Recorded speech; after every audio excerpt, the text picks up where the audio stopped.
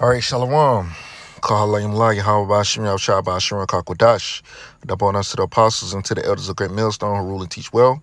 Must peace, love, and salutations to the brothers doing this work in truth and sincerity. Shalom. This is the brother Batak back again through the Spirit with another lesson. And this lesson is going to be centered around America being the new Rome. So as you can see, I got on the screen the Capitoline Wolf in Georgia, which is the state of Georgia. Georgia has a city called Rome, Georgia, which I can pull it up on Rome, Georgia. As you can see, Rome, Georgia. So, which is it's kind of northwest of Atlanta. This Capitoline Wolf can be found in Rome, Georgia. So it says a replica of the Capitoline Wolf statue that stands in the Palazzo della Casaveria in Rome, Italy. So it's a replica of what's actually in the city of Rome. So let's look at a little information. It says the Capitoline Wolf was with Romulus and Remus stands in front of the historic city hall of Broad Street in downtown Rome. The statue is an exact replica of the Etruscan art that stands in the Palazzo della Casaveria of, forgive me, I know I'm saying these words wrong, probably makes pronouncing them wrong, Cappa di Giglio, ancient Capitoline Hill in Rome, Italy. The statue was presented with Chadiano Corporation Silk Mills of Milan, Italy, relocated to Georgia's Rome in 1929. It was intended to be installed in front of the mill office, but the American investors wanted something that represented America. The mill contracted the Roman consulate here in the United States, and they gave their blessing on giving it to New Rome as a gift from Old Rome. The Chamber of Commerce was in contact, and the statue was brought to Rome, Georgia, from a warehouse in New York City where it was stored. So, this is just one of the similarities that America has with ancient Rome, Italy. That Capitoline Wolf. If you want to read up on the meaning of that, feel free to. I'm not really going to get into it, but I wanted to get into some similarities of American Rome. It says Rome and the United States both use the three branches of government, which are the executive, legislative, and judicial branches. Now, which, when you go back to something, you will go back to the Enlightenment or the Age of Enlightenment or the Age of Reason. America really adopted some of those practices, like which are the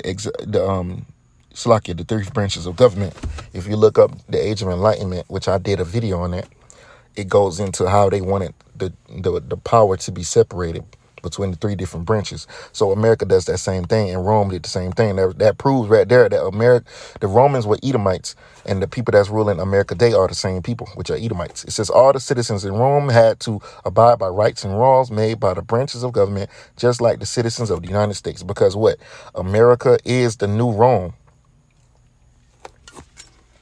That's why it's a Latin. We use the Roman numerals. We use a lot of Roman things, and the primary language of Rome was Latin. And a lot of our judicial court, when it comes to the government and our justice system, a lot of that stuff goes back to the Romans, because America is the new Rome. You got the Colosseum, everything. America is the exact replica of Rome today. It's just basically a more updated version. All right.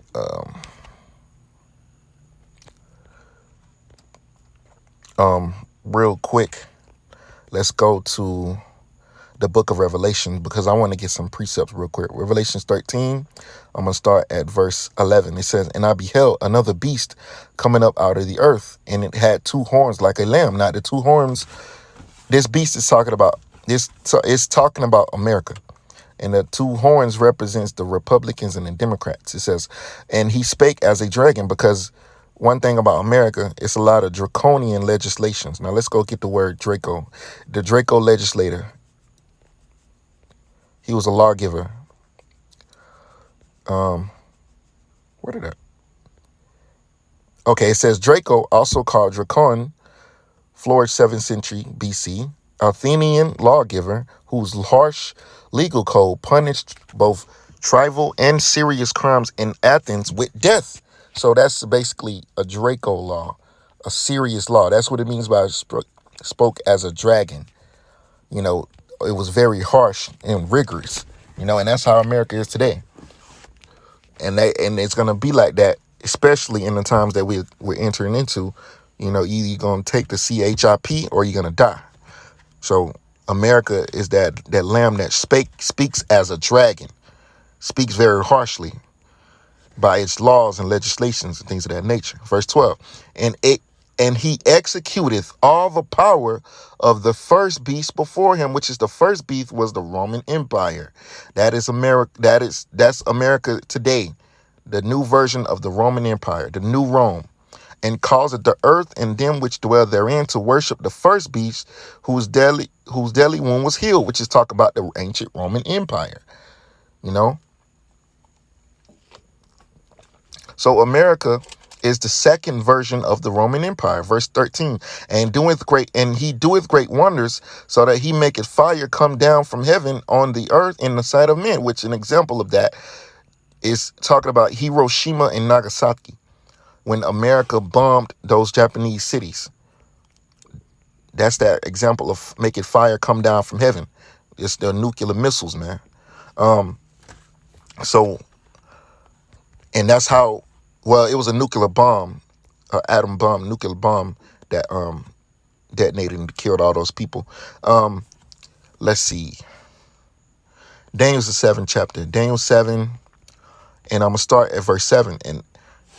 And after this I saw in the night visions, and behold, a fourth beast, dreadful and terrible, and strong and exceedingly, and it had great iron teeth. It devoured and brake in pieces and stamped the residue with the feet of it. And it was diverse from all the beasts that were before it. And it had 10 horns, which this beast is talking about the Roman Empire. America is the new version of the Roman Empire. The old Roman Empire was taken down. It was taken over by Jake. Verse 8, I considered the horns, and behold, there came up among them another little horn. That little horn is who? America, before whom there were 3 of the first horns plucked up by the roots, which is talk about what? The French, the Spanish, and the British. Because, you know, when America was being established, those 3, the French, the British, and the Spanish, they was all defeated by America. A so-called America gained their independence. You know, it says, I considered the horns, and behold, there came up among them another little horn, before whom there were 3 of the first horns plucked up by the roots, the French, the Spanish, and the British. And behold, in this horn were eyes like the eyes of man, and a mouth speaking great things. And I beheld till the thrones were cast down, and the Ancient of Days did sit, whose garment was white as snow, and the hair on his head like the pure wool. His throne was as a fiery flame, and his wheels were burning fire. Slunky, I thought it was, is that it?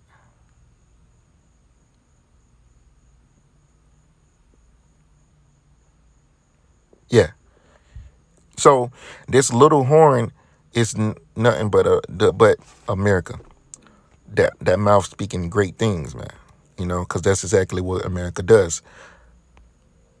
They speak great things against the Most High. And back in Revelations, you know, they're going to cause everybody to take the CHIP, which we have been warned not to take it. You know, it's going to be a draconian legislation that if you don't take the MOTB, then if you don't take the MOTB, which is the CHIP, you will be killed. That's a Draco legislation, you know. So I wanted to show some parallels of America and Rome and prove through the scriptures that America is the new Rome, which this is backed up. It's all in the proof in the pudding, man. Everything that America does and it consists of, the Roman Empire follows out. America's following out the Rome's footsteps because they are the new Edom. They are the Romans. This is Rome all over again, you know? Let's see. Similarities of American Rome. Other than the government, there's other similarities too. There's a heavy influence of Rome in America. In the same way,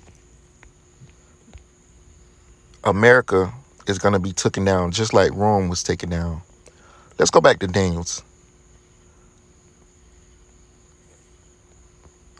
Daniel 7. I'm going to continue at verse 10. It says, a fiery stream issued and came forth from before them. Thousands ministered unto him, and 10,000 times 10,000 times 10,000 stood before him. The judgment was set, and the books were open. I beheld, then because of the voice of the great words which the horn spake, I beheld even till the beast was slain, and his body destroyed and given to the burning flame. As concerning the rest of the beasts, they had their dominion taken away, which all of these beasts represents empires. They represent empires that ruled for a while, but then it was taken down. Yet their lives were prolonged for a season in time. I saw in the night visions, and behold, one like the Son of Man came with the clouds of heaven, which are the UFOs that Esau know as a threat. It says, and came to the Ancient of Days, and they brought him near before him. And there was given him dominion and glory in a kingdom that all people, nations, and languages should serve him. His dominion is an everlasting dominion which shall not pass away, and his kingdom that which shall not be destroyed. So this is talking about the kingdom of Yahweh Shai. So right now, the second version of the Roman Empire is ruling right now. But soon, Yahweh Shai, who the world ignorantly calls Jesus Christ, will return and will take this new Roman system down. Rome was ruling when Yahweh Shai was on the scene, and Rome is going to be ruling when Yahweh Shai returns. Because the same people that pierce Yahweh Shai are going to be on the earth. Revelation 1:7. Behold, he cometh with clouds, which are the UFOs that Esau calls UAP. What Esau calls UFOs, we call them chariots of the Lord.